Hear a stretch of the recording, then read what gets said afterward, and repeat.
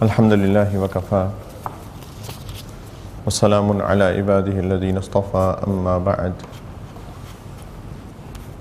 أعوذ بالله من الشيطان الرجيم بسم الله الرحمن الرحيم وما أمروا إلا ليعبدوا الله مخلصين له الدين حنفاء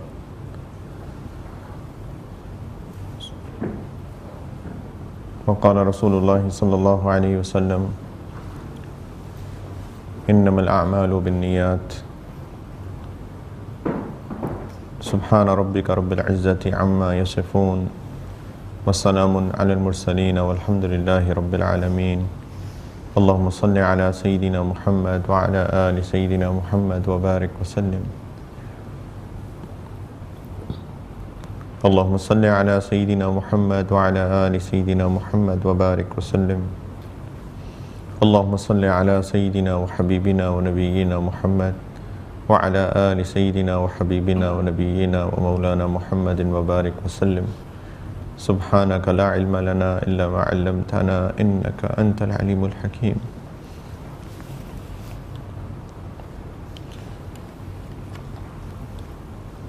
So we have been doing these character building workshops,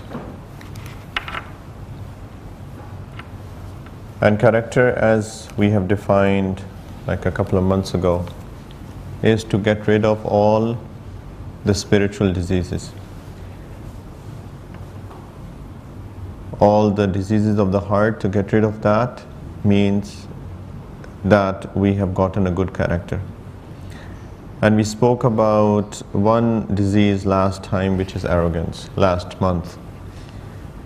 And the second, which I should have ideally spoken about as the first disease, is lack of sincerity, lack of ikhlas.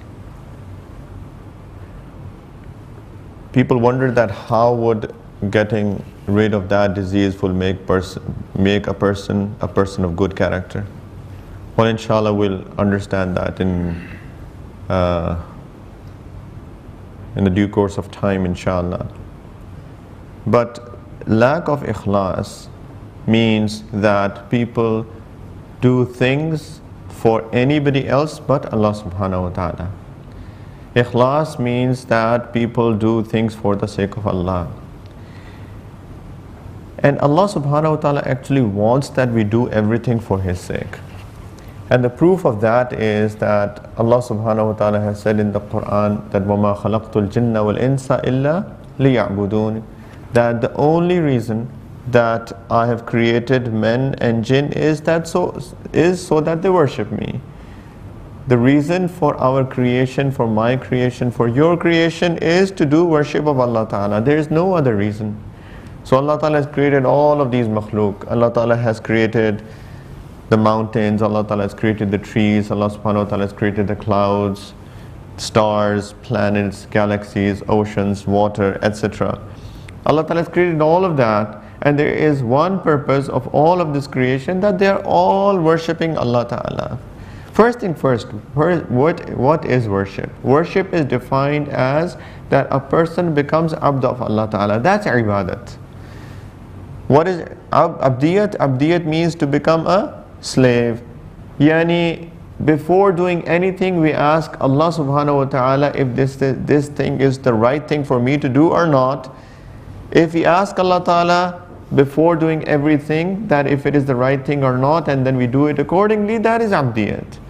So all of the creation of Allah subhanahu wa ta'ala has not been even given a choice to ask or not. They are given things and they do it.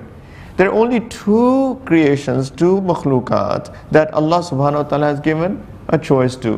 One is jinns, the second are human beings, right? So we are the only two creations that are given a choice, that if we want to do ibadat or not. But then Allah subhanahu wa ta'ala has also mentioned that the purpose of your creation is that you do ibadat of Allah ta'ala. وَمَا خَلَقْتُ الْجِنَّ وَالْإِنسَ إِلَّا لِيَعْبُدُونَ. So we have all been created to do ibadat of Allah ta'ala. So this is ibadat, means to become the slave of Allah. It is not that we stand up on musalla all day long. It does not mean that we hold a tasbih and just keep doing zikr all the time. Our 24/7 life is ibadat. But when does it become ibadat? It becomes ibadat if we do everything according to Shariat, if we do everything according to the ahkamat, the commandments that have been given to us by Allah subhanahu wa ta'ala. So our eating can become ibadat, or should become ibadat, because Allah ta'ala has asked us to do ibadat all the time. Our being with families can become ibadat, or should be ibadat. With our spouses, with our children, with our parents, with our friends, with our relatives, with our peers at work, etc. Right? So everything should be ibadat. And how does all of this thing become ibadat? All of this become ibadat if we do all of these things for the sake of Allah subhanahu wa ta'ala. Now we understand that how important it is to have ikhlas, how important it is to have sincerity, yani doing everything for the sake of Allah ta'ala, because when we make our niyat, when we make our intention that I'm doing things for the sake of Allah subhanahu wa ta'ala, then all of those things become ibadat and we are fulfilling the purpose of our creation, right? So, but now how does it make us a good human being? This is the second question. How having ikhlas, how having sincerity will make us a person of good character, right? Well, the answer is simple. It's not a rocket science. That if we think about that thing that we are going to do, and we make our intention, we fix our intention first, and we are doing it for the sake of Allah subhanahu wa ta'ala, all of our amal, all of our actions will become good actions, will become people of good character. For example, if somebody thinks of robbing somebody's house, say for example, right? And we have told this person that, my friend, you should make an intention before you do everything. How can he make that robbing, how can he put a good intention behind robbing somebody's house? How can he think that, oh, I should rob somebody's house for the sake of Allah subhanahu wa ta'ala? He can never do that. None of the bad actions can have good intentions. None of the bad actions can have good intentions. Nobody can say that I'm going to rob somebody's house, or ma'azallah, I'm going to kill somebody, or say for example, I'm going to watch anything that's bad for the sake of Allah subhanahu wa ta'ala. So we'll think first, should I what I'm doing is it for the sake of Allah subhanahu wa ta'ala or not? And once he says or he thinks that yes I want to do things for the sake of Allah, but how can I make this action for the sake of Allah? He will never be able to do so. So as a result of that, if he's really sincere with himself, he will not do that, right? And that will make him a person of good character. So this is why it is so important. On top of that, also what ikhlas does is that ikhlas helps people in controlling themselves. That's another thing that ikhlas does, the sincerity does. It helps people in controlling their own nafs. Say for example, there is a person who has bad temper, say, right? And then he also knows that what he is doing is wrong, but he is not able to control himself. Now he reads the ahadith that controlling temper, not getting angry, not getting upset, the rewards that people get on the day of judgment because of that. So now, say a person's spouse has said something bad to this person, right? He gets upset or she gets upset. Now she knows or he knows that I should not say anything that's wrong. I should not do anything that's bad, right? But the nafs is so weak that they want to say something. Nafs is so weak that they want to react to that situation. Now, there's this struggle going on in his head, right? Nafs wants to say it, but you also know about the hadith that all the rewards that you get on the day of judgment because of not controlling, because of not saying anything wrong, rather controlling your nafs and being patient, right? So now, if person thinks that, oh, I have to do everything for the sake of Allah subhanahu wa ta'ala, right? My purpose of life is that I should have ikhlas. My purpose of life is that I should do ibadat of Allah subhanahu wa ta'ala. So that if people are sincere about being sincere to Allah ta'ala, inshallah ta'ala, that will help him to overcome the nafsani thought, to overcome that desire that's going within, that struggle that's going within. Oh, you know what?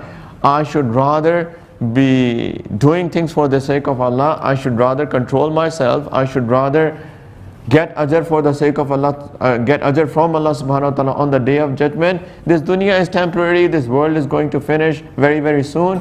So I should save all of this reward for the day of judgment, and inshallah ta'ala he will be able to help. He will be able to win that battle with the nafs, and inshallah be able to control himself or herself.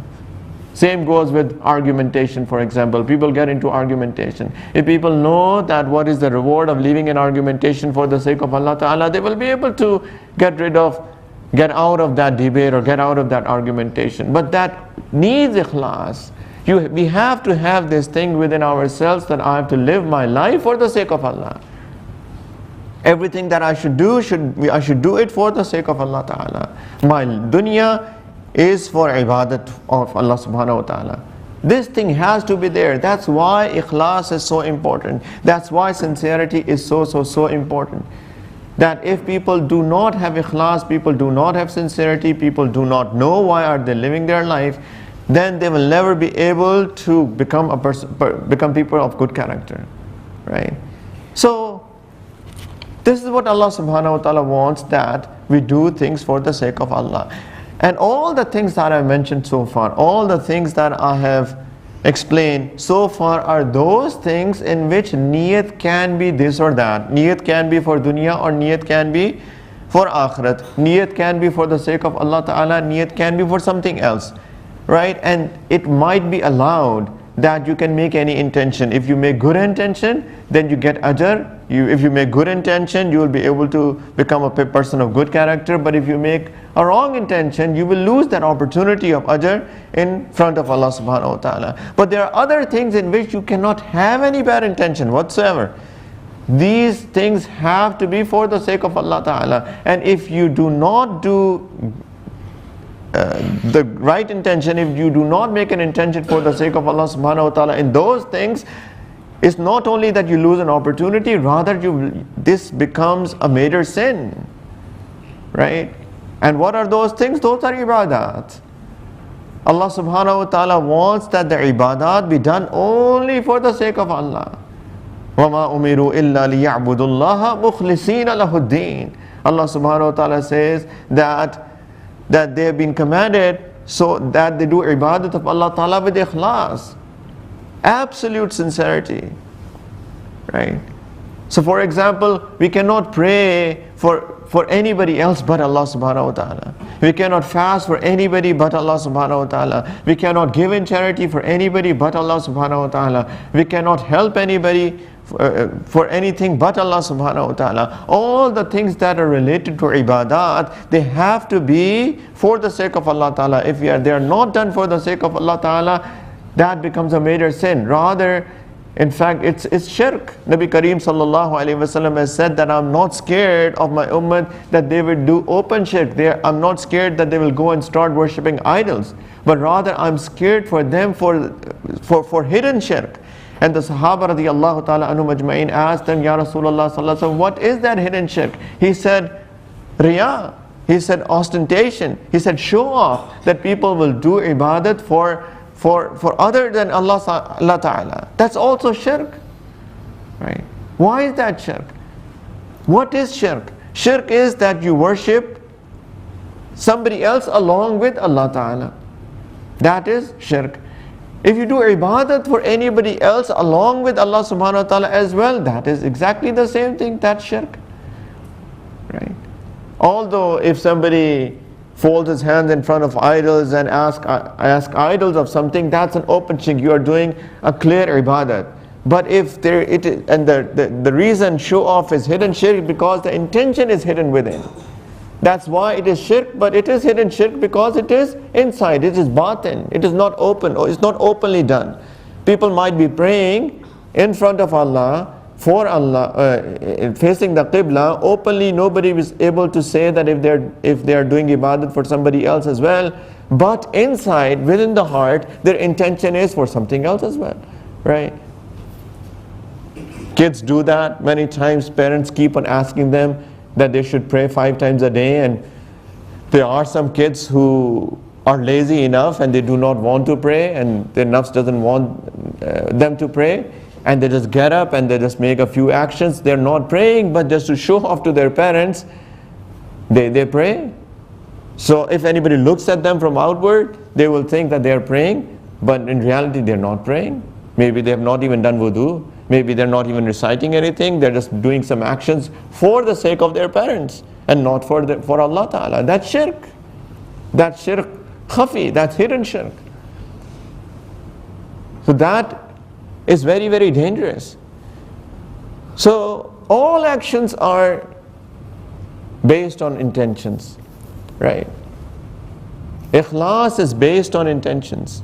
Nabi Kareem sallallahu alayhi wa sallam has said in that long hadith that innamal a'malu binniyat, that actions are only with intentions. This innama is kalimatul hasr. It confines the definition, right? Actions are only with intentions. Wa innama likulli imri'in ma nawa, and every man will get what he intended. The ulama have explained this hadith in 2 ways. One is that actions are only valid with intentions. And the second is that actions are only rewarded with intentions. And I've already explained as to where the validity comes in place and where does the reward comes in place. If it is related to ibadat, then actions are only valid with intentions. If the intention is not right, that ibadat is null and void. And for other things that are mubah, things that are neutral, things that are common things which are not rituals, their actions are rewarded based on intentions. So innamal a'malu binniyat. Nabi Kareem sallallahu alaihi wasallam has very, very clearly defined and explained that actions are only dependent on intentions. And people need to have ikhlas in order to get their ajr, or in order to make their actions ibadat, or in order to become people of good character. It is absolutely important, as I've already explained at the start, as to why intention is necessary to make a person of good character. So once we have understood that why is ikhlas important, or why is it necessary, right? So we need to also understand that what is ikhlas. Yani, what are the signs of ikhlas? What are the alamat? If I have to check myself that if I'm a person of ikhlas or not, if I'm a person of sincerity or not, how will I know that I have ikhlas or I don't have ikhlas? Ulama have said that there are a few signs. Number one, that am I doing things for the sake of dunya or not? Look into myself. Look into myself and check my heart that this thing that I'm doing, is it only for the sake of Allah, or there is some dunyavi benefit, some worldly benefit hidden in there as well or not? Yani, if that worldly benefit was not there, will I still be doing this act or not? Check it within your heart. There are many times that people do it because, of course, they are doing it for the sake of Allah Ta'ala, but at the very same time, they know that they will get some sort of worldly benefit, right? For example, I want to give you a ride back home. I want to help you. I want to be sincere with you, right? I don't want to, but at the very same time, I know that if I give you a ride back home, right, you are in the same business that I am. Tomorrow it is a possibility that maybe we can have a partnership of some sort. And if there was another person who will ask me the same thing, right, if he also wants a ride back home, then I could have made a choice between you and him because I could only drop off one person, but I picked you because you are in the same business that I am. He is not. Right? And I asked somebody else, my friend, why don't you drop him off, right? And I'll take him. So look into the heart. What is the niyat? Is there any worldly benefit along with that? If there's any sort of worldly benefit along with that, that means that ikhlas is not there. Full stop. It is not only for the sake of Allah Ta'ala, it is for something else as well. No ikhlas. Right? Second thing that they have said, that look if there is any istiqamat in your action, any consistency in your action. If there is no consistency in the action, that is also a sign that possibly there is no ikhlas in that action. Possibly. There are ulama, there are signs. It is not necessarily true that that ikhlas isn't there, but there are signs. They're like warning signs that maybe there is no ikhlas. Check into your heart. If there is no consistency, maybe there is no ikhlas. For example, if I want to do zikr, say for example my shaykh has given me some askar to say, do istighfar, to do muraqabah, or all of the, or any other zikr. Now I do it one day, I do it the second day, I do it the fifth day. If I don't do it the seventh day, and I think that's okay, right? There is possibly no ikhlas. Why? Because if I was doing it for the sake of Allah subhanahu wa ta'ala only, then irrespective of what my state is, I'm sleepy, I'm tired, I have other things to take care of, I have made that commitment with Allah that I'm going to do your zikr, ya Allah, right? Then other states of mind will possibly not affect that zikr of mine, and I will be consistent. I'm not saying that that will always be true. It is a possibility that there may be some time when I'm really tired, I'm really having headache, I'm really very sleepy because I haven't slept properly for last 24 hours or so, right? There may be some genuine cases, but maybe I'm just becoming lazy, right? In those circumstances, if my niyat was only for the sake of Allah Ta'ala, then I will try to overcome my laziness and still sit and do zikr. So look into if there is any istiqamat in the actions or not. If there is no istiqamat in the actions, then I have to look into my heart that was I really doing all of those azkar, those mamulat for the sake of Allah Ta'ala, or there was lack of ikhlas, there was some less ikhlas in my actions. So this is another alamat that ulama have said that I should to check if there is ikhlas or not. Right?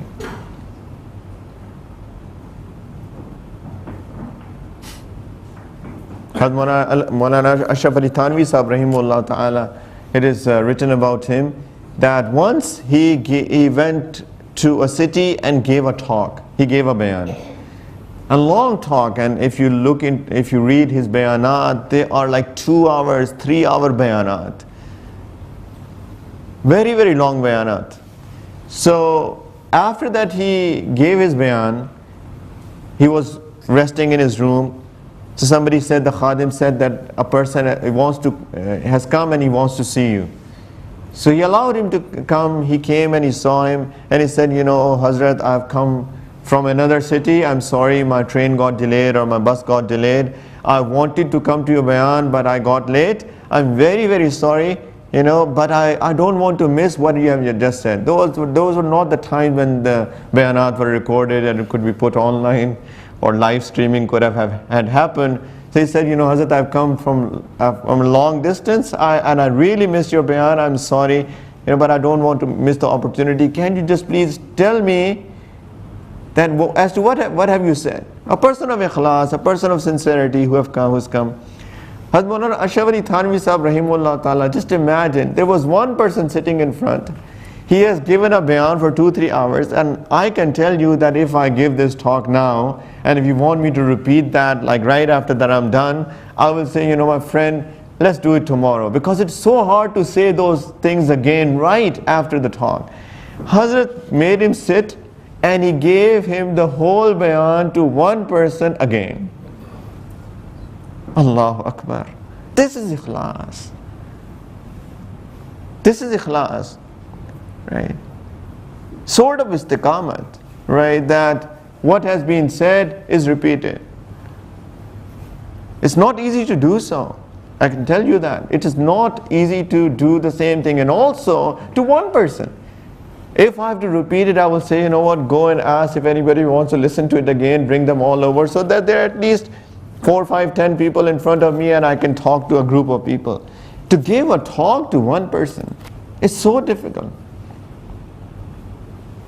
You know, some of our friends who are also teaching, sometimes they say, you know what, in my talk nobody is coming, there are only hardly 1, 2, 3 people coming, so should I leave it? I mean, rather do something else, rather should I focus on something else?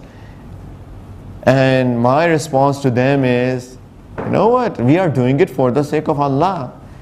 I am giving my message for the sake of Allah Ta'ala. It does not matter if 1 person comes or 2 people come or 3 people come or 100 people come. It does not matter. If I am doing it for the sake of Allah Subhanahu wa Ta'ala, then even if there is 1 person sitting, I should give that talk to that 1 person. And mashallah, whoever has listened to that with sincerity and they have done it, a time comes that more people also start coming. You know, it's difficult. Right? It's very difficult to give talk to 1 person. I need at least a group of people so that I know that my efforts are utilized properly. Right? There are few people at least who are listening to what I have to say. It's very natural. But then if I leave it because there are 1, 2, 3 people sitting, that means that my niyat, my intention is not right. I'm not doing it for Allah, but rather I'm doing it for people. I need to have a group, a big group, in order to deliver a talk. Whoever understands that, Allah Subhanahu wa Ta'ala then also will give them people who will come and listen to them. This is istiqamah, that you continue to do so, irrespective of what happens, irrespective of the situation, irrespective of the environment. Why? Because you are doing it for the sake of Allah Ta'ala. So if there is no istiqamat on actions, if you're doing it something today and you are not doing it tomorrow, or you used to do it last year and you're not doing it this year, we have to look into our hearts and check if there is true ikhlas or not, if there is sincerity or not.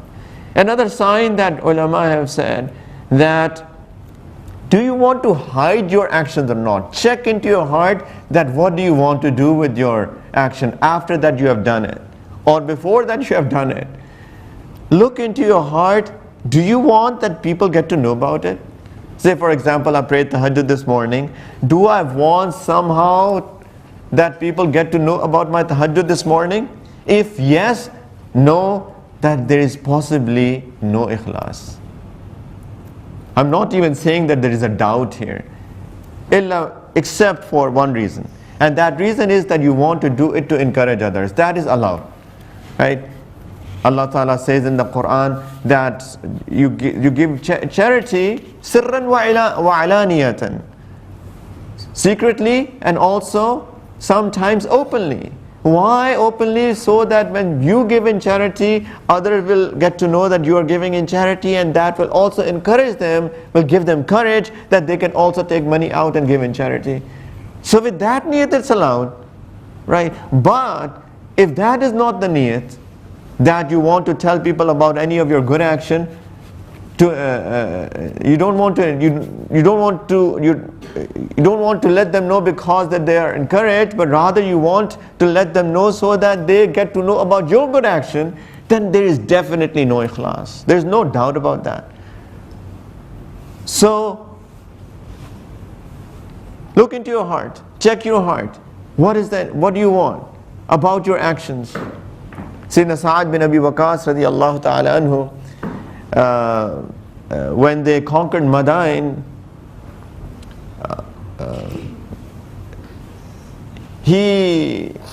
there was one soldier in the army who came to him, and he had something hidden in a piece of cloth. So he gave it to Sayyidina Sa'ad bin Abi Waqqas, who was the army general of that fight.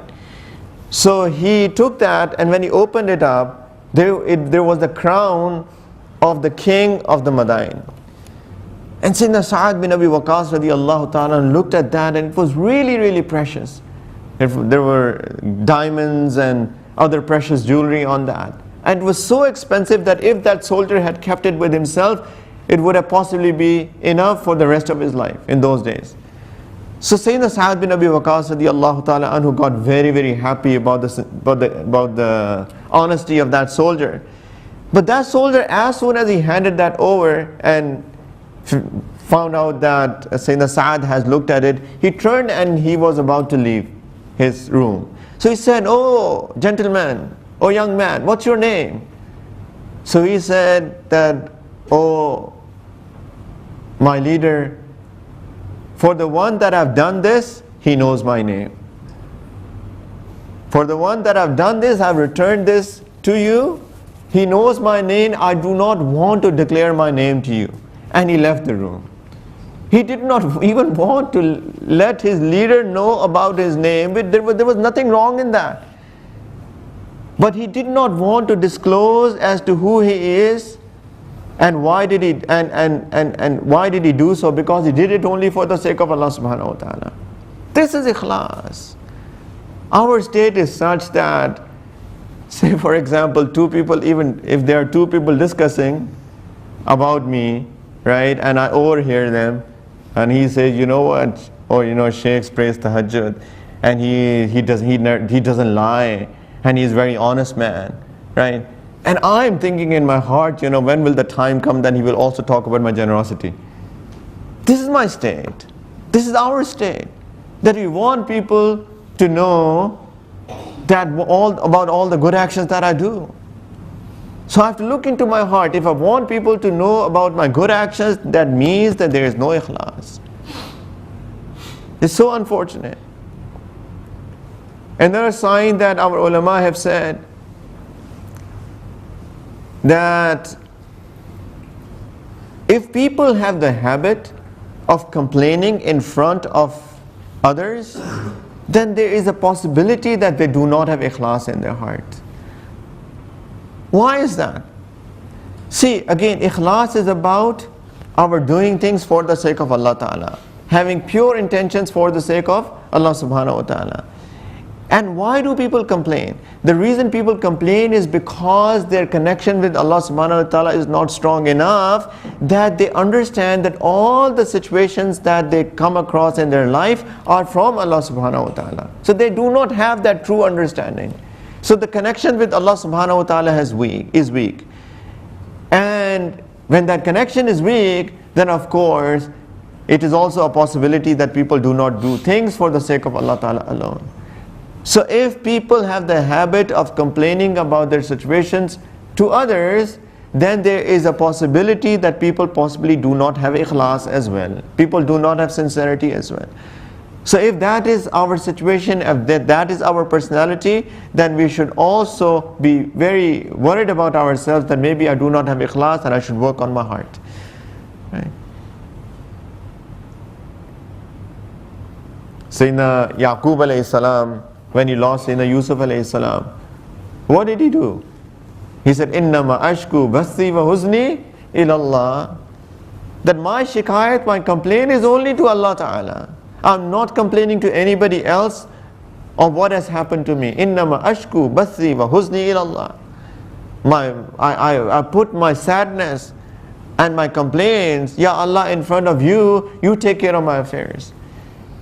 So that is strong connection with Allah Ta'ala. So if anything wrong happens with any of us, ulama have said that this is what we should be reciting. Innama ashku bathi wa huzni ilallah. I complain of my sadness and all what has happened to me to Allah subhanahu wa ta'ala and not in front of anybody.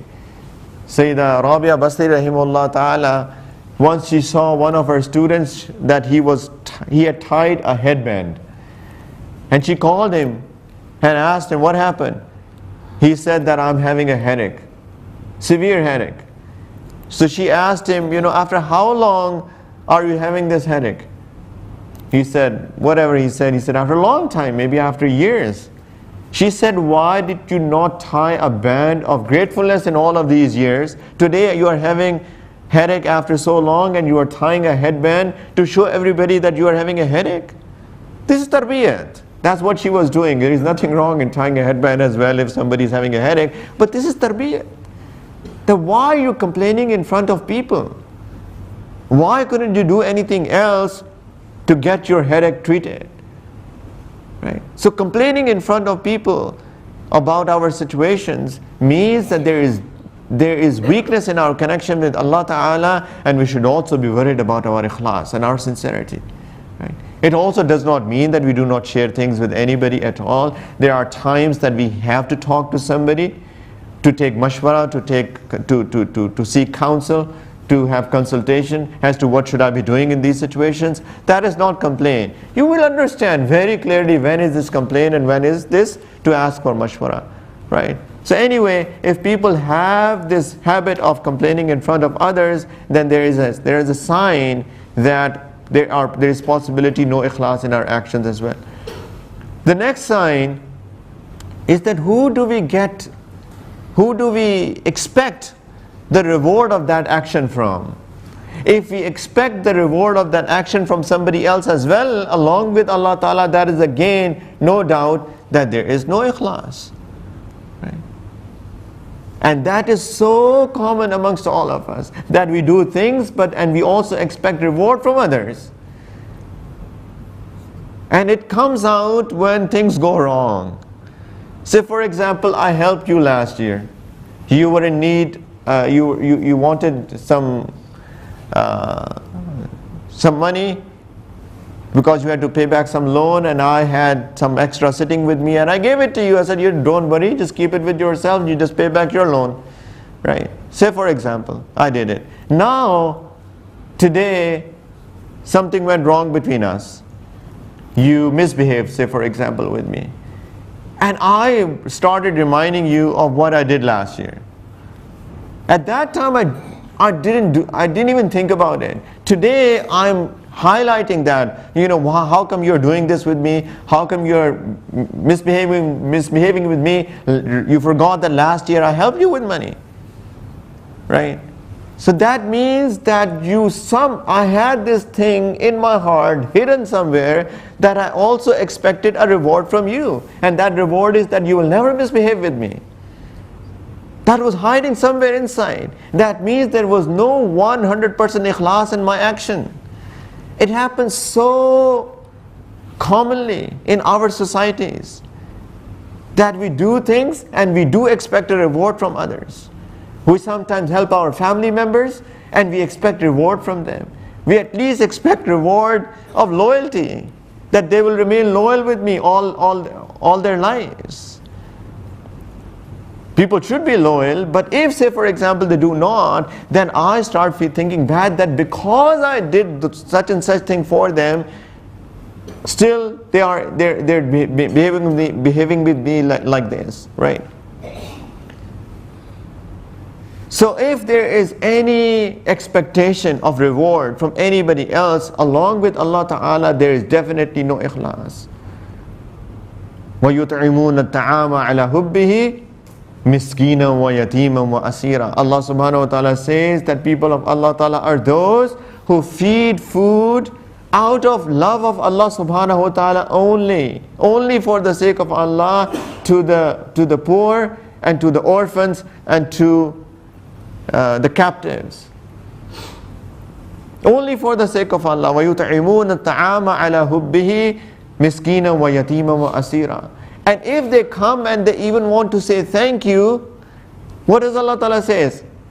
That they tell back to them, إِنَّمَا نُطْعِمُكُمْ لِوَجْهِ اللَّهِ. We fed you only for the sake of Allah Ta'ala. لَا نُرِيدُ مِنْكُمْ جَزَاءً وَلَا شُكُورًا. I do not want any reward back from you, and I also not even want a thank you from you. Allahu Akbar. Don't say thank you to me, because I've done it for the sake of Allah Ta'ala alone. Where are those people? Is there any one person that we can find like that? That I feed you and I don't even want to thank you. And if you say thank you, I feel bad about it, that why did you say thank you to me? Because I did it only for the sake of Allah. Even that thank you of yours is a reward back. This Quran, Azim Shan. This is what Allah Ta'ala expects. This is what Allah Subhanahu wa Ta'ala demands. وَيُطْعِمُونَ الطَّعَامَ عَلَى حُبِّهِ يَتِيمًا مِسْكِينًا وَيَتِيمًا وَأَسِيرًا إِنَّمَا نُطْعِمُكُمْ لِوَجْهِ اللَّهِ بَسْ. That's it. I fed you for the sake of Allah. لَا نُرِيدُ مِنْكُمْ جَزَاءً وَلَا شُكُورًا. No thank you, no reward. We have to look into our hearts. Where is ikhlas? If people don't say thank you to me after that I've done good to them, I will say, he doesn't even have etiquettes.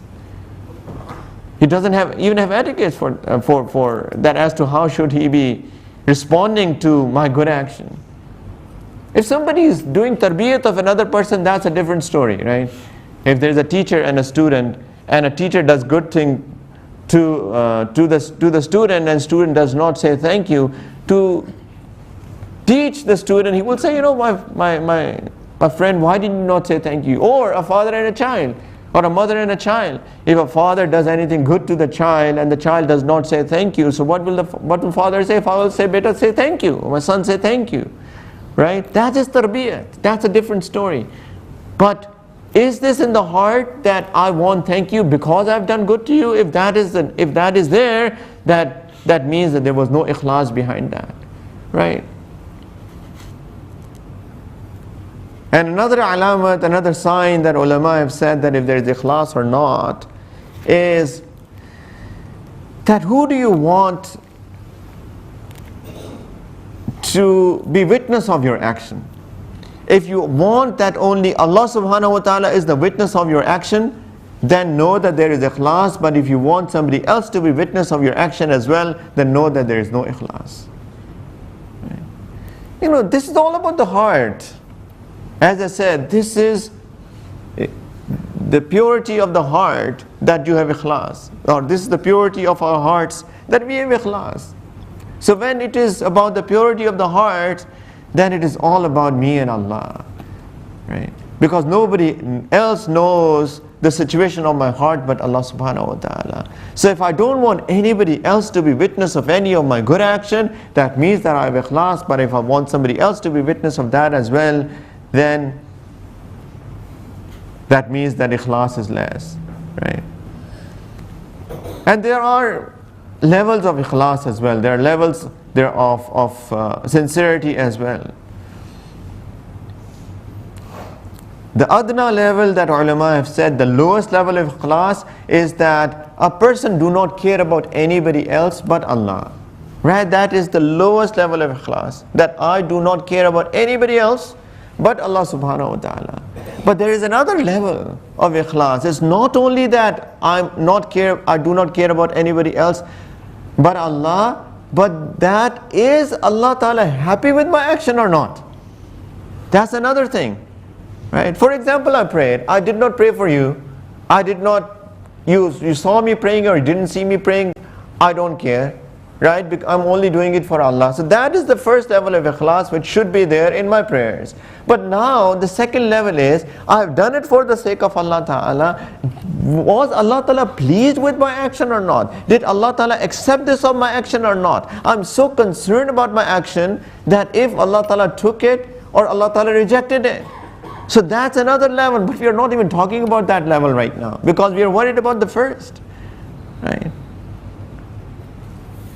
So please, let's become people of ikhlas. Let's become people of sincerity. Right? Because on the day of judgment, if there is no ikhlas, then there will be no weight of that action. We have spoken about that in the past, that it is not about the number of actions, it's not about the count of actions, it's all about the weight of actions. On the day of judgment, there will be a scale, there will be a mizan on which the action will be put, and if that action had ikhlas, if that action had sincerity, then that action will have weight, and if there was no sincerity of that action, then that action will have no weight. Right? Allah Ta'ala says in the Quran, أُولَٰئِكَ الَّذِينَ كَفَرُوا بِآيَاتِ رَبِّهِمْ وَلِقَائِهِ فَحَبِطَتْ أَعْمَالُهُمْ فَلَا نُقِيمُ لَهُمْ يَوْمَ الْقِيَامَةِ وَزْنًا. that people who rejected the commandments of Allah subhanahu wa ta'ala, and people rejected that they're going to meet with Allah, their actions will become null and void, and they will have, Allah ta'ala says that they will have no, Allah ta'ala says, I will not give them any weight to their actions. Their actions will be put on the scale and there will be no weight of them. Right?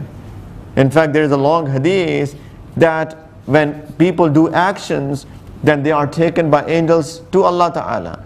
And at every level of the heaven, these actions are checked. And there is a very strong criteria, very strict criteria of as to if they will be accepted by Allah Ta'ala or not. At every single level, they are checked for different things, and if all of the stages pass, the last stage is that Allah subhanahu wa ta'ala checks that if that thing is done purely for my sake or not. And if that is done purely for the sake of Allah ta'ala, that last level is crossed as well. Allah subhanahu wa ta'ala accepts it, and if there is no ikhlas in that action, the last level is rejected, and Allah subhanahu wa ta'ala returns it back to that person. It is as if people are just getting tired for no reason. People are doing actions, but there is nothing that they're getting out of their actions. People can spend millions of dirhams in charity and they think that they are doing so much, but in reality, they're not getting anything out of that.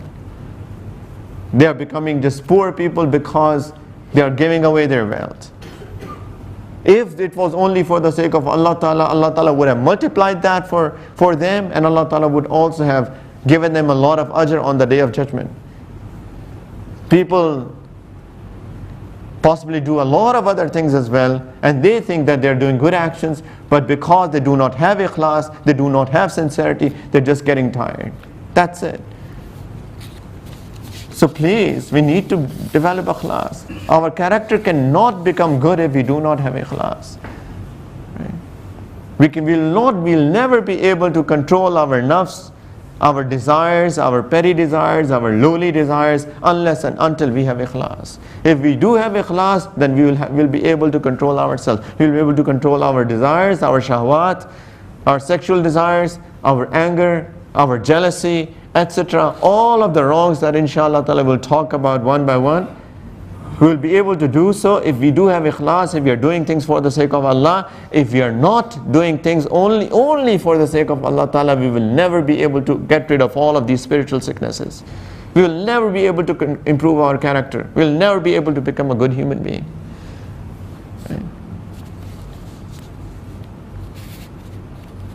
One of the signs that Sayyidina Ali radiallahu ta'ala anhu actually has said that one of the signs that people do not have ikhlas, that when they are by themselves, they are lazy in their actions. And when they are with others, they are so quick in their actions. That's also a sign that people do not have ikhlas.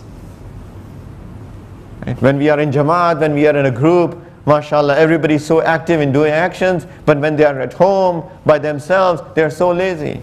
Be it tahajjud, be it prayers, be it jamaat, be it their ma'mulat, be it their askar, being a good man, good person. When we are in jamaat, we are smiling, the way that we talk is so nice. But when we are by ourselves or we are with our spouse and children only, the way that we talk is so pathetic. When we are with our parents only, the way that we talk is so pathetic.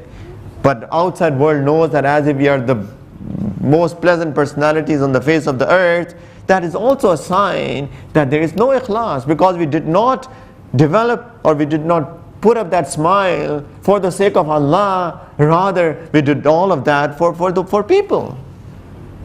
Laziness as well, right? We become lazy. We do not even get up for Fajr. But when we are with Jamaat, say for example, we have an overnight sitting and we thought that let's all pray and then leave. And then all of us are up to, let's go for Fajr, let's go to the masjid. Right? Sayyidina Ali says that if you're lazy when you're by yourself and you're active and you're with people, know that you do not have ikhlas. And one more thing that Sayyidina Ali radiallahu ta'ala anhu mentioned, that one of the signs that people have ikhlas or not, that when people praise them, they are quick in their actions, and when people do not praise them, then they leave the action. That is also a sign that they do not have ikhlas. And some people say, the reason I don't do it because you never encouraged me to do that, because you never praised me to do that. That's why I left it. Well, that means that you were doing it for my encouragement. You were doing it so that I praise you. If that was the case, that means that you were not doing it for the sake of Allah, right? You were not getting any ajr in any way. We do it with kids. We encourage them so that they do actions again. It's natural, I understand that. But for adults who understand what is their relationship with Allah subhanahu wa ta'ala, then we do not do it that people encourage me or praise me as to what I've done. Then people praise me or not, and there are times that people actually do the opposite. People discourage us, that why did you do this good action? But if I continue to do that good action despite of the fact that people are discouraging me from doing that, that means that is for the sake of Allah ta'ala. And that is also very, very common, by the way. Sometimes we live in communities when there is no encouragement on following the deen, isn't it? Right? Sometimes our own families. I start, say for example, growing a beard because this is wajib, this is mandatory. Nabi Kareem sallallahu alayhi wa sallam has ordered me that I should have a beard, right? And my brothers, my parents, my extended family, my friends, they start criticizing me. What are you doing? Right? And there are many, many people, they won't do it because everybody is criticizing them. If I leave it, that means that I was not doing it for the sake of Allah Ta'ala alone. Because if that was only for the sake of Allah, irrespective of what people say around me, right, I will still do it. Allah Ta'ala says in the Quran that وَلَا يَخَافُونَ لَوْمَةَ لَائِمٍ. They do not fear the criticism of those who criticize them. People of Allah do not fear the criticism of those who criticize them. Right? There are women who start covering up because that is also mandatory for them by Allah Ta'ala in the Quran. And if they were not doing it before and people start criticizing them and they leave it because they think that, what will people say? That means that there was no ikhlas to start with. That's why they were not able to do so. So these are the signs. These are the signs of hypocrites. إِنَّ الْمُنَافِقِينَ يُخَادِعُونَ اللَّهَ وَهُوَ خَادِعُهُم. Allah Ta'ala says the hypocrites, they think that they are deceiving Allah, but Allah Ta'ala is deceiving them. They are being deceived. وَإِذَا قَامُوا إِلَى الصَّلَاةِ قَامُوا كُسَالًا. Allah Ta'ala says that they are lazy. When they stand up for prayers, they have laziness. يُرَاءُونَ النَّاسِ. The reason is because they are showing it off to people. وَلَا يَذْكُرُونَ اللَّهَ إِلَّا قَلِيلًا. They do not remember Allah Ta'ala in their prayers much. They are lazy. They do not have ikhlas. So please, we need to develop ikhlas. How to do so? What to do? What are the things that we can do in order to improve the level of our ikhlas? Well, first thing first, think before you do things. We all must think before we do anything. First think, then do it. Wait, pause for a moment before doing anything. Why am I doing it? Unfortunately, we have lost this habit of thinking before doing things. We do things so much in haste. Al-ajalatu min ash-shaytan. Nabi Kareem sallallahu alaihi wasallam has said that hastiness is from shaitan. Wal-anatu min Allah. Patient deliberation, well thought over things are from Allah. So think before doing things. Think about what are the after effects of that. Why am I doing it? What is the short-term benefit? What is the long-term benefit? Long-term in terms of dunya, and especially long-term in terms of akhirat. What I'm going to get out of it. Will Allah Ta'ala be pleased with me or not? Right? So wait, think, get into the habit of thinking, please. Right? Absolutely important. We have to get out of the state of hastiness. So think about it, and correct your intention. We all need to correct our intention. You know, may Allah Ta'ala give me tawfiq, but I just tell you what my teacher, my sheikh has told me in order to deliver a lecture, say first thing first, when you have to deliver a lecture, ask Allah Ta'ala, make dua to Allah Ta'ala as to what should I be talking about, right? So make dua, Ya Allah, you tell me as to what is best for me, what is best for me and for people.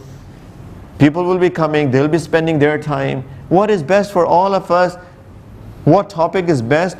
And so that I can talk about that. And then ask Allah Ta'ala for help. Ya Allah, you please put in my heart as to what should I talk about. And Ya Allah, also make it easy for me. The dua that Allah Ta'ala has taught us in the Quran, Rabbi shrah li sadri, Ya Allah, open my heart. Wa yassir li amri, Ya Allah, make my affairs easy. Wahlul uqdatam min lisani, Ya Allah, open the knots on my tongue. Yafqahu qawli, and Ya Allah, make my speech understandable to people, right? So make dua, first thing. Then you prepare for that. Once you come, then before that you start talking, for some time, connect to Allah. Connect your hearts to Allah subhanahu wa ta'ala. That Ya Allah, I'm here sitting for your sake.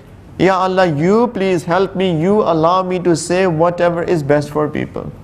So first dua, ask Him for help, then put some time for preparation for that. Then before that you start talking, connect to Allah Ta'ala, close your eyes, focus on Allah, ask Him for help, right? Make a silent dua, in other words. Then you start talking, and even in between the talk, make sure that you keep on checking your intention once in a while. Why am I doing it? Why am I doing it? Why am I doing it? Of course you can't do it all the time, but once in a while within, ask yourself. Sometimes what happens is that people, you see that people are really into it, right? And suddenly, you start talking so passionately, you start shouting, screaming. I don't know, people are enjoying it, so let me, make it more enjoyable for them. Right. One thing is that, all right, my niyat can be, this is how they are understanding it better, so let me keep my tone like that. That's a different niyat. But there is another, they will praise me the way that I'm speaking, so I should make it even more passionate. Right? So keep on checking the intention, right, once in a while. And then after that, I'm done, then you make dua, and in that dua, what do you ask for? Qabuliyat, for acceptance. Ya Allah, all the time that we have spent together, Ya Allah, please accept it from us. Again, connecting to Allah Ta'ala and asking Him for forgiveness for all the wrongs that we have done, that I have done in speaking, and all the wrongs that we have done collectively, right? For example, lack of adab, lack of etiquettes, lack of sincerity, etc., etc. You ask Allah Ta'ala for forgiveness, and you ask Allah Subhanahu wa Ta'ala of acceptance. So can you imagine, right from the start until the end, this is what we have been taught, that this is how you deliver a speech. Forget about all the other actions that we have to do in our life. So please pause and think, and do it for the sake of Allah Ta'ala.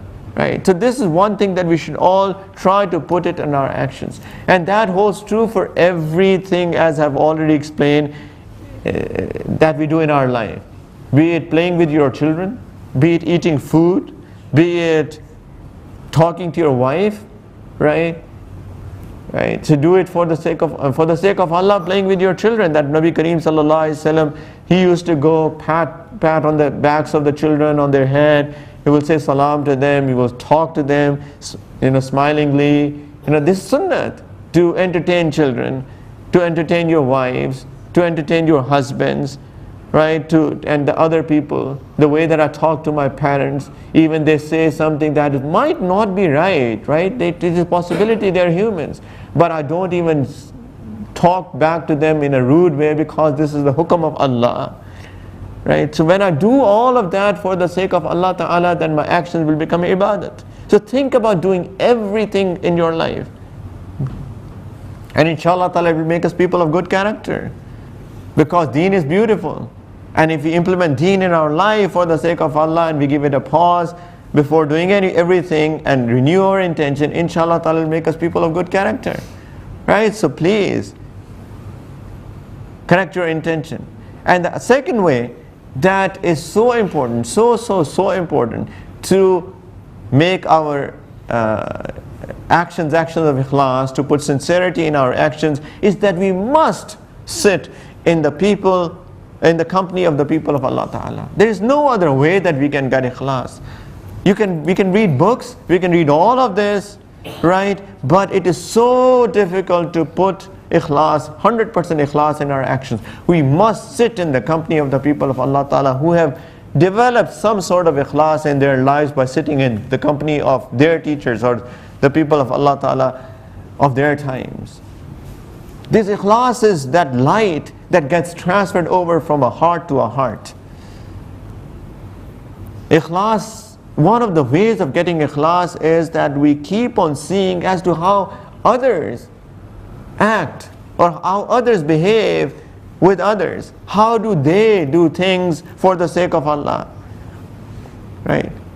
And then when we look at them and when we sit in their company, we also absorb that nur, that light from their heart, and that helps us in developing that ikhlas. Otherwise, it is so difficult. Sahaba got ikhlas in their lives because of sitting in the company of Nabi Kareem sallallahu alaihi wasallam. That's why they are called Sahaba. Right? Sahaba is from Suhba. Suhba means company. So they are called Sahaba because they were in the Suhba of Nabi Kareem sallallahu alaihi wasallam. That's how they got that sincerity in the hearts. Muhammadur Rasulullah wallazina ma'ahu ashidda'u 'alal kuffar ruhama'u bainahum tarahum ruk'an sujjadan yabtaghuna fadlan min Allahi wa ridwana. Allah Ta'ala mentioned, where did he start from? Allah Ta'ala said that Muhammad sallallahu alayhi wa sallam is the messenger of Allah. وَالَّذِينَ مَعَهُ, and those who are in his ma'iyyat, those who are in his sohbat, those who are in his company. Allah Ta'ala now first explaining who Prophet Muhammad sallallahu alayhi wa sallam is. He is the messenger of Allah. And the second, Allah Ta'ala is defining who are Sahaba, who are those people who are in his sohbat. Allah Ta'ala is mentioning that these people, because of the company, because of the sohbat, because of the ma'iyat of Nabi Kareem sallallahu alaihi wasallam, وَالَّذِينَ مَعَهُ أَشِدَّاءُ عَلَى الْكُفَّارِ, they are very strong on disbelief. رُحَمَاءُ بَيْنَهُمْ, one of the qualities that they have is they are merciful to each other. تَرَاهُمْ رُكَّعًا سُجَّدًا, you see them, that they are connecting to Allah with ibadah, they are in ruku, they are in sajda. يَبْتَقُونَ فَضْلًا مِنَ اللَّهِ وَرِضْوَانًا, and all what they are doing is they are trying to seek the fadl of Allah and the pleasure, the rida of Allah subhanahu wa ta'ala. That's their goal. How did they get this goal? With the ma'iyat of Prophet sallallahu alaihi wasallam. Sohbat is so important. I don't have time. If we start talking about the way that Sahaba had ikhlas, we will be amazed. You'll be really amazed. Sayyidina Abu Bakr radiallahu ta'ala anhu, in the time of his khilafat, he was Amirul Mu'mineen. We don't realize, we read that, but we don't realize that he was the Khalifatul Muslimin. He was Amirul Mu'mineen. You can say he is the king of Medina Munawwara and all the places where Muslims were ruling, right? And every single morning, he will go, and even Sayyidina Umar radiallahu ta'ala, they will go at night, late at night, to check the status of the Muslims. Once Sayyidina Abu Bakr radiallahu ta'ala, he asked other Sahaba that, here's the list of the orphans, the widows, all of these poor people. I want everybody to take care of one of them. Now Sayyidina Umar, he stepped forward, he looked at the list, and there was one old woman, and there was no name in the front. So he thought, I will just take care of her. Why do I need to put my name in there? So next morning he went to that widow's, that old woman's house, and he knocked the door, and she said, who is this? He said, Umar. So why have you come? He said that I want to help you. Can I please help you in cooking, cleaning? She said, my things are taken care of. Oh really? Who took care of that? She said, I don't know. Somebody came, so somebody comes in the morning, he just takes care of all the things. He said, fine. So next morning, he went at the time of Fajr, right early morning. Who is that? Umar. Why have you come? I want to help you in cleaning, cooking. She said, my things are taken care of. So early. Next morning he thought, let me check out who comes so early. So after middle of the night, he hid behind a tree right outside the house of that old woman. And at tahajjud time, he saw somebody coming. And he was not even wearing his shoes. He was coming secretly, all covered up. And as soon as he was about to knock the door of that old woman, he called him, oh man, who are you? So this man turned and he took his shawl off and he said, Abu Bakr. Khalifatul Muslimin is coming at the time of tahajjud, not even revealing his name, covering himself up to help an old woman so that nobody knows that the Khalifa is helping an old woman. He said, oh, Ya Amir al-Mu'mineen, you come so early. Why are you not wearing your shoes? Right? He's the king, not even wearing shoes. He said, I don't want to disturb people at this time. If I'm wearing shoes, then maybe because of my footstep, people might get awake. It's early morning, it's a time for some people to sleep. I don't want to disturb anybody. Allahu Akbar. How did they get this? From Nabi Kareem sallallahu alayhi wasallam. There's so many stories. When somebody came in the company, in the presence of Prophet sallallahu alaihi wasallam, a traveler, and Nabi Kareem sallallahu alaihi wasallam, he sent somebody home to his houses, that if there's any food in his houses, any of his houses, and if they could feed him. And all of his blessed wives said that we don't have anything in home so that we could feed this traveler. So then he said to Sahaba, who can take him home to feed him? So one Sahabi, without even thinking, raised his hand, Ya Rasulullah, I'll take him home. So he took him home and told his wife that I brought a guest. SubhanAllah, if we bring a guest today without telling our wives, what do you think will be the response? You should have at least told me I don't have anything, now I'll have to cook, and etc. She said, welcome. But the problem is that we don't have enough food. The only food that we have is hardly enough for our family, me, you, and our children. He said, don't worry about us. Let's feed all of the food to the guest, and we will not eat anything. Put children to sleep without eating, warm up the food, and when you serve the food, just put off the lights so that it's all dark, and I will sit with him and act as if I'm eating. In reality, I will not eat, and the guest will eat all the food. Allahu Akbar. Look at the planning. So wife said, wonderful idea. She put kids to sleep without eating. Ask a mother, what does it mean to put kids to sleep without eating? And then she warmed up the food, put the food up, made it all dark, and he just acted as if he's eating. He made the noise as if he's eating. The guest thought he's eating as well, so he ate all the food. Ikhlas. Did not even let the guest know that this is what he is doing. If we had done it, possibly somehow we would have hinted that this is what we are doing. You know what? Oh, kids, poor kids, went to sleep without eating. So we would have mentioned somehow. Right? Or we would have told him that, I'm giving you all the food, look, I'm not eating at all. Did not even let him know that he has done it. Next morning, Sayyidina Jibreel alayhi salam came down with ayat of the Quran. وَيُؤْثِرُونَ عَلَىٰ أَنفُسِهِمْ وَلَوْ كَانَ بِهِمْ خَصَاصًا. That these are the people who prefer others over their own self, even if they are poor people, even if they don't have anything. Allahu Akbar. Allah Ta'ala revealed ayat that will be recited until the Day of Judgment. Because of what? Ikhlas, their sincerity. A Sahabiya, Sulaim radiyallahu ta'ala anha, her child passed away while the husband was away at travel. Imagine your son of a mother passed away when the husband was out, and that was the day that her husband was supposed to come back. She covered the dead body of the son and prepared herself for her husband so that he feels relaxed when he comes back home and doesn't feel the burden of the news of the death of their child. She prepared herself, made herself up, and when he came back home without telling, had relations with him first. After that they were relaxed. Then she asked, what do you think about that if somebody gives us an amanat, a trust, and wants it back, what do you think we should do? He said, of course we should return it, that's his. So she said, our child was the amanat from Allah, he was a trust from Allah, Allah Ta'ala took him back. Allah. It's easy to say about these things. Ask a mother, ask a parent. The father, the husband got so upset.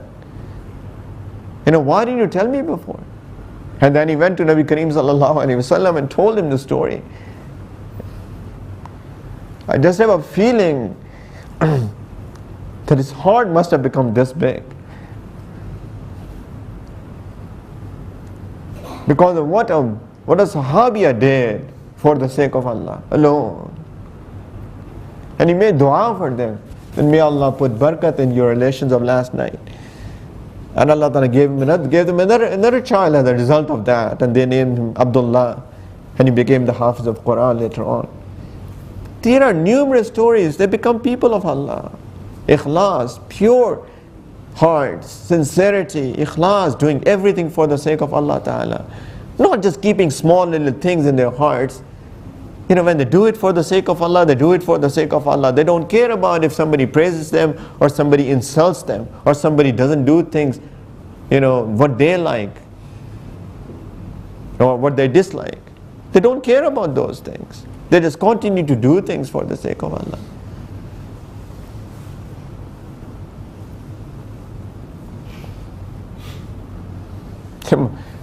Imam Abu Hanifa rahmatullah alayhi, subhanallah, I'll just end with that. I have so many stories that we can tell. Imam Abu Hanifa rahmatullah alayhi, he was the great mufti, the great imam, al-imam al-azam. That was the title given to him by his, not only the ulama of his time, but of the later time, al-imam al-azam, the greatest imam. Right? He's the greatest mufti.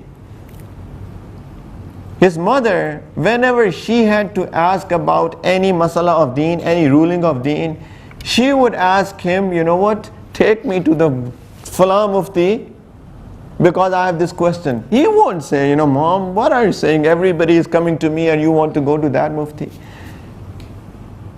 He would put her to the horse, will take the rein of the horse in the front, will walk all the way to that Mufti of the town. And the mother will ask him the masala, the ruling, and he will tell, and then he will take her back.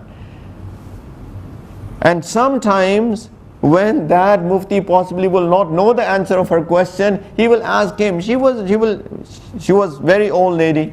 He won't possibly realize what's happening. And he will ask Imam Abu Hanifa rahmatullah alayhi, what's the answer? And he will tell the answer, and then he will just relay it back to the mother of Imam Abu Hanifa. And not for once Imam Abu Hanifa rahmatullah alayhi will say, Mom, he is asking me the answers of all of this. Why do you want me to take you all the way there? You will always take her because she will feel satisfied. Your children are like your children. You have seen them when they were in their diapers. How can you take them as the biggest mufti of the town, right? It's very natural. But he will not tell her even once, Mom, why do you bother me all? He will take her for the sake of Allah and not even tell her once that this answer that the other mufti gave you, in reality, I told him the answer. Allah Akbar. So please, develop that ikhlas. The ikhlas of all times, not only at the time of calamities. Things go wrong in our life, and then we start doing things for the sake of Allah. As soon as the things becomes okay, we forget Allah. Sometimes, honestly speaking, sometimes things do not become right because Allah Ta'ala loves us so much. You wonder what am I saying here? Sometimes things do not become right because Allah Ta'ala loves me and you. Why? Because Allah Ta'ala knows that because of this calamity, because of this wrong thing, he is connected to me, and I want that he remain connected to me. And Allah Ta'ala knows that as soon as I'll take that wrong thing or that calamity away from him, will run away from me. Allah Ta'ala says, you know what, no, I don't want him to go away. So that thing never goes away. So if we develop that thing within ourselves, that we'll remain connected to Allah Ta'ala in all times, in adversity and in good times, then you will also see that all those wrong times, that bad times, those calamities will also go away. So please, we have to develop the ikhlas at all times, for all times. Please keep checking your heart, and inshallah ta'ala that will make us people of good character. May Allah ta'ala give us tawfiq. You know, there's one very dangerous hadith. Sayyidina Abu Hurairah radiyallahu ta'ala anhu, he was not even able to mention that properly. Whenever he was to mention that, he will faint before telling that hadith. Once somebody asked him, and he fainted like 3 times before he got the courage to tell that hadith. He said that Nabi Kareem sallallahu alaihi wasallam has said that the first 3 people on the day of judgment who will be thrown into the hellfire will be an alim, in another riwayat a qari of the Quran, second a person who died in a battlefield, and number 3 a person who gives a lot in charity. First 3 people, not a kafir, not a mushrik, not a zani, not a person who didn't used to pray, an alim / qari of the Quran. 2, a person who died in the battlefield. Number 3, a person who gave a lot in charity. Why? Because when they will be brought in front of Allah on the day of judgment, Allah Ta'ala will ask them, what did you do with those blessings that I gave you? And they will say, Ya Allah, I learned ilm, or I learned Quran for your sake, and I taught it for your sake, or I went in the battlefield for your sake and I died, and Ya Allah gave a lot in charity for your sake. And Allah Ta'ala will say to all of them, Kazabta, you are a liar. You are a liar. And the angels, it says in the hadith, all the angels who will be standing there, they will all say, liar, Kazabta. And Allah Ta'ala will say, you did not do it for my sake. You did it, why? Because you wanted that people get to know about your ilm. People call you Maulana. People call you, oh, what a qari you are. People call you, oh, what a brave man. People call you, what a generous man. You are a liar. And then Allah Ta'ala said, you got what you wanted. People call you Maulana. People call you qari. People call you shaheed. People call you generous man. I have nothing for you anymore. And they'll be thrown into the hellfire. In one of the riwayat, it says that the fire of Jahannam will be lit with these 3 people. In other words, they'll be the fuel to the fire. Waliyazu billah. So please, let's all become people of ikhlas, sincerity, and inshallah help us to become a good human being. Wa akhiru da'wana and alhamdulillahi rabbil alamin.